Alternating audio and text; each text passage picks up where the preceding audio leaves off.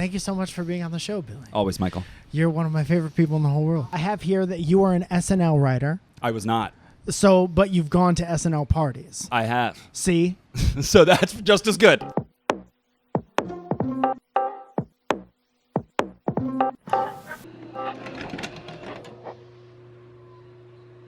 You were I was a an PA? intern. I was an intern. Intern. So before I had any experience in comedy, Yeah.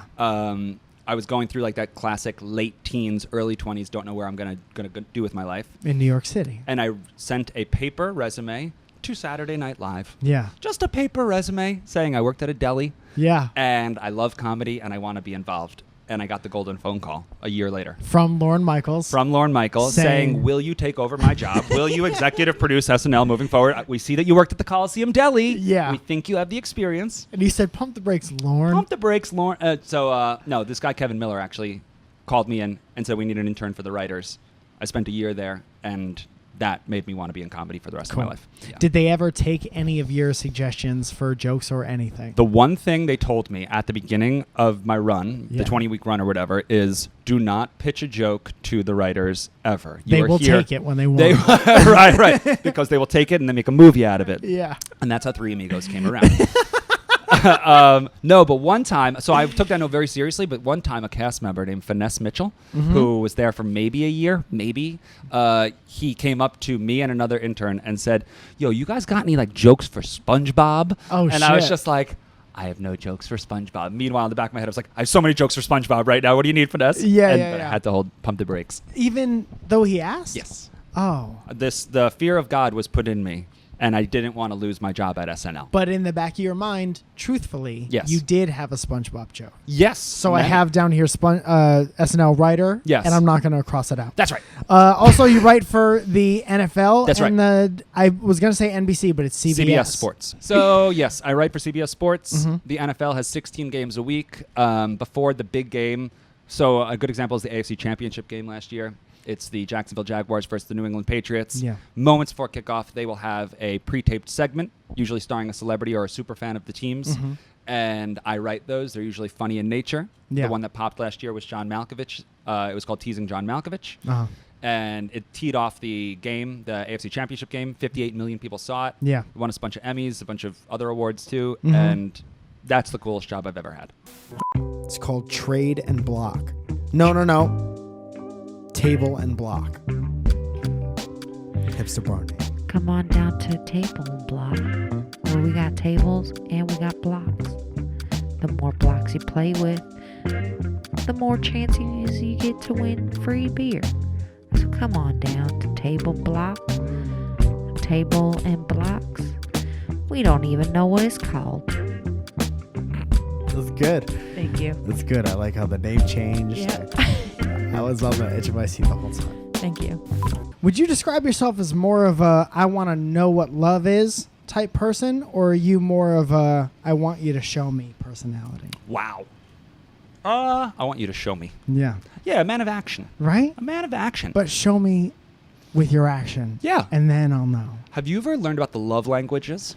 Yes. Are you familiar with the love languages? Yes. One is touching, and that's the only one I remember. Touching. Touching and presence. Huh. And there's 7 other ones. Is there 7?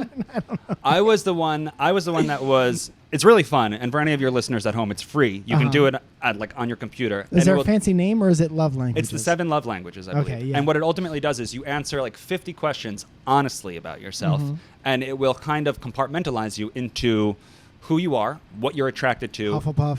What's that? Hufflepuff. Dingenberry. Dingenberry. Or lemon jelly. That's right. The 7 that I just mentioned. But I was an action. I was like a service, a person of service, where it's like, if you wash the dishes, I will be like, oh, they want me to have a clean environment, and that means a lot to me. Yeah. If you read me a poem, it won't hit me the same as if you show me a poem. Show me a poem. Yeah. Just point to one, and I'll be like, oh. There it is. Yeah. So yeah, I'm a show me. What about you? I don't remember. Okay. But I know. I feel like I know what Zoya is. Okay. I feel like she's the physical type of a person. She likes affection. She likes affection. Romance. And also, Yeah, Marina and too. when she has so much emotion inside of her that when she thinks something is, she has the aggressive affection. Like she'll bite me real hard. Like if I look real, if I'm matching, she'll bite my arm tough. Hold on. If your clothes are matching? That's one of her things. She'll bite you if your clothes are matching. If I look cute, sometimes it's so you're coming getting out bit of all the the shower. time. Mike. I'm getting. You must be getting bit all the time. I don't want to take my shirt Looking off. cute. When aren't you? Thank you so much, You're Billy. welcome, Michael. He stops that conversation. I got what I wanted out of that question. Yeah, and that's how I'm going to cut it. Good. When was the last time you scared the shit out of somebody? Not really a scarer, per se.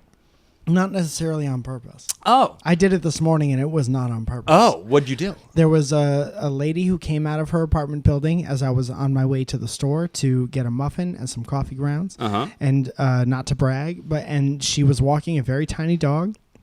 And she was on her phone, and she was kind of in the middle. She was in the middle of the sidewalk, and her dog was inching towards the grass. Okay. So I walked up to her, and I guess I'm quiet because this street is very loud, and in comparison, walking doesn't stand a chance. No, doesn't make much noise. So I walked up to her, and I said, "Excuse me," and she flipped out. She was like, "You scared the shit out of me." And I was like, seems like "excuse me" is the appropriate thing to say. No, it is. And she was like laughing about it. She wasn't like, "Oh, this asshole with the excuse me." Right. She was like distracted by the dog, by her phone, by traffic, and then an "excuse me" put her over the edge. And I've been there, man. I've been like nothing walking around here. Me and Zoe were just talking about how there's a lot of like blind corners and like holding laundry, and our floor is like that weird stucco, whatever. So everyone sounds like a ninja. That's right. Or doesn't sound like a... I don't know if I've ever... of course, I've scared somebody. I'm not really a scarer.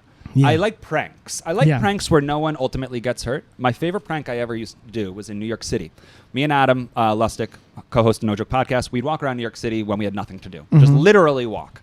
And we'd always walk past buildings that had for sale signs. Yeah. And my favorite thing was to take down the number and immediately put in a bid. Yeah. And the buildings would be for $7.5, $9 million, something like that. And I would call, and I would say, "Hello, my name is Don Gigolo," and Don Gigolo would be my fake name. D-O-H-N is how you spell Don in this reality. Yeah. And I would say, "I'm interested in buying the property at 78 Madison," and the person would immediately light up because they're about to make 10% commission on a $10 million building. Hell yeah. And I would say, "Cash." And then they would lose their minds.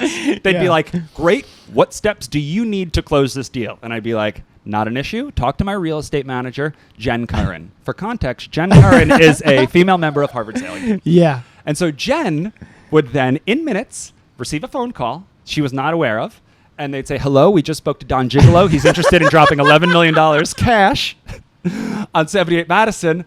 And it would then be Jen's responsibility to untie the knots that I have created and to tell them, "I'm sorry you're not making $1.2 million in commission today. My friend is a complete asshole." She has to explain it every single time. Every time. Because the person's like, "I just spoke to Don. I don't think you know what you're talking about." Don with an H? We're talking about the same person? Don with an H was just my favorite touch.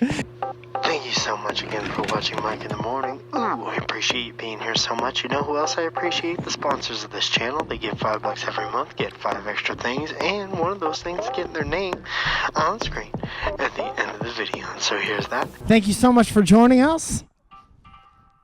Mike in the Morning. This is my friend Billy DJ Tanner Scafuri. One of the best people I know in the whole world. Billy, any closing remarks?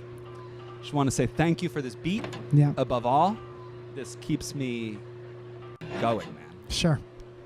I wish I ended on something stronger.